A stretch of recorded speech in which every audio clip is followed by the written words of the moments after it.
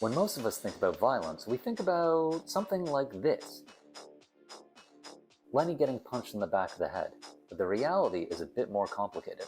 In this video, I'm going to give you 3 conceptions of violence and explain why they matter when we talk about politics and philosophy. Before we talk about violence, we gotta recognize our sources, because you gotta recognize your sources, right people? You wouldn't want to be a plagiarist. I'm going to be using a great article by Vittorio Bufacci called Two Concepts of Violence. It provides a great schematic overview of the nature of violence in political thought and in philosophy. I highly recommend it to you. The first concept of violence, we might call this violence is force. In our first concept, violence is just the direct and interpersonal application of force from one object against the other. It is exactly like Lenny getting punched in the back of the head by Homer. It also matches up with some of the ways that we talk about nature, right? The forces of nature. When a violent hurricane wipes away a coastal town, or a violent tornado destroys a farmstead in the Tornado Alley in the middle of America. This also might go to describing how we think of violence in war, the application of force on the battlefield. So there's a lot of common sense intuitions about this conception, and its simplicity is not to be derided. Simple concepts are super useful because we can easily identify them when we're examining social phenomena. This is an attempt to build a purely descriptive conception of violence, but does it succeed? Well, let's think about a thought experiment. Let's say there's a murderer on the loose. Now he's out, he's killing people with knives, but police find a clue. They find the thumbprint on the bloody weapon, and they follow him to his home. And after a struggle, he's arrested, he's put on trial, he's found guilty, and he's put in jail for the rest of his life. Now, we can say that violence was used by the murderer on his victim when he killed them, but was violence used by the police when they apprehended him, or by the state when they imprisoned him for the rest of his life? This leads us to our second conception of violence. The second notion of violence thinks that there needs to be more than just force. It says that there needs to be an excessive use of force. It has to be something special. Think about the Latin root of violence, violentia. It means vehement. It talks about passion, excess, perhaps even immorality. John Dewey, perhaps America's most famous philosopher, gives us this definition of violence, which I've always liked. Energy becomes violence when it defeats or frustrates purposes instead of executing or realizing it.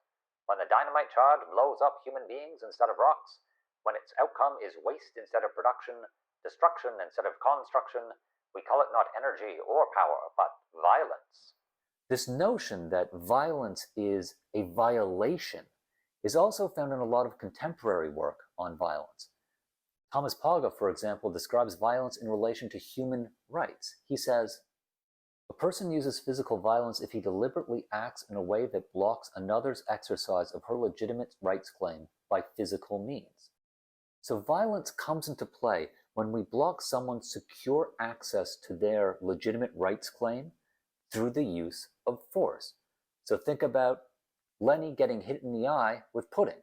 Homer has violated Lenny's physical integrity and got pudding in his eye against Lenny's presumed rights to not have pudding in his eye. But when Dr. Nick Riviera had to give Homer his coronary artery bypass graft, he did not inflict violence on him, even though he used more force, because Homer was relying on Dr. Nick to save his life.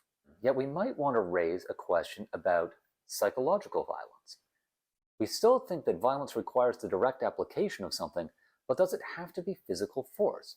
Now I know what you're thinking. Sticks and stones may break my bones, but names will never hurt me. But that is a rhyme that we tell children precisely because words can hurt us. Think about when Lisa told Ralph that she didn't like him. Was that an example of violence? Well, maybe not.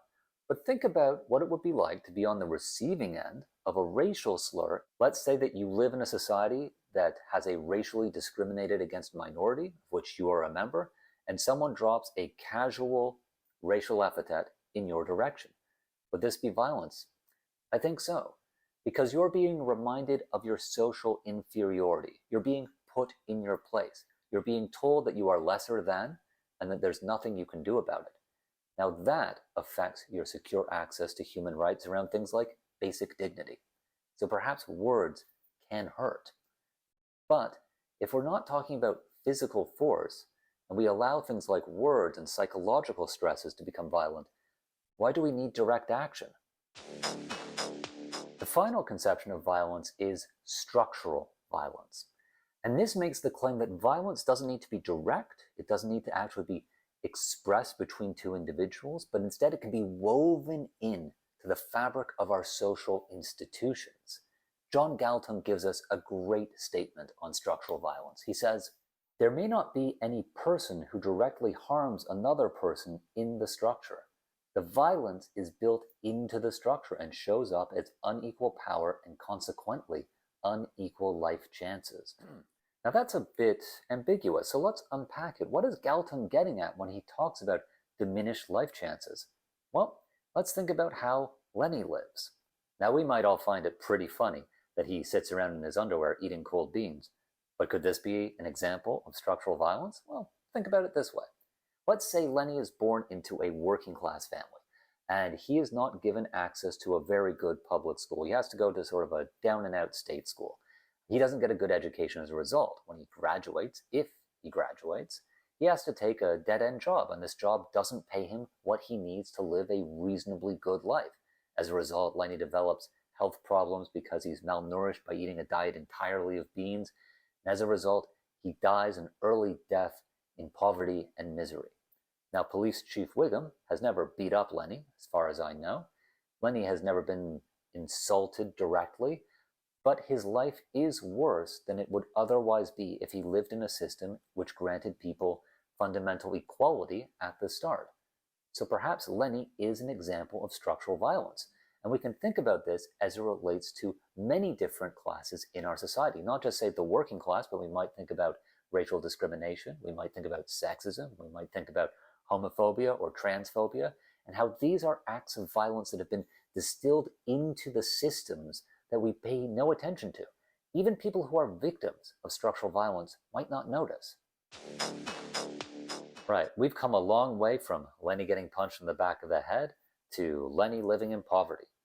But we might want to ask, have we lost something along the way? By expanding our understanding of violence to cover things like poverty, have we made violence almost meaningless? If violence is violating a person or a person's rights, then every social wrong is a violent one. Every crime against another, a violent crime. Every sin against one's neighbor, an act of violence. Weitz is trying to warn us about inflation. I'm not talking about economic inflation, I'm talking about conceptual inflation. If we expand our notion of violence to cover things like poverty or racial injustice, then has violence essentially become a meaningless term that attaches to all forms of oppression? Don't we have a richer lexicon to work with when we're doing philosophy or anthropology or sociology? Shouldn't we try to be a little bit more precise? Now, I don't have any particular stake in this argument. I think we can choose which conception of violence we work with and choose coherently. For example, when I write about civil resistance, the people who I'm talking about often face a second conception of violence. They're facing violence as violation when the police brutalize them or send them to jail with impunity. But often what they're protesting against is a form of structural violence. They protest against poverty or racial inequity. Now, I might not describe that as violence, I might describe that as injustice, but what matters is that I'm clear about what sort of concept I'm using and the context in which I use it. If we're clear about what we're talking about, then our audience knows what we're talking about. So if you're writing an essay about violence, make sure the person who's reading your essay knows exactly what you're talking about. Thanks for watching, everyone. You've done a great job. Remember to like, subscribe, and share, and take care. I love you.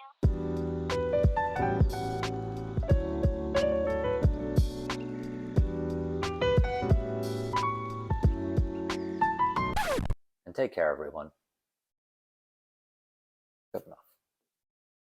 Oh no, wrong glasses. Fuck. It was the wrong fucking glasses. Fuck. The wrong fucking glasses ruined my entire Alanis Morissette vibe here.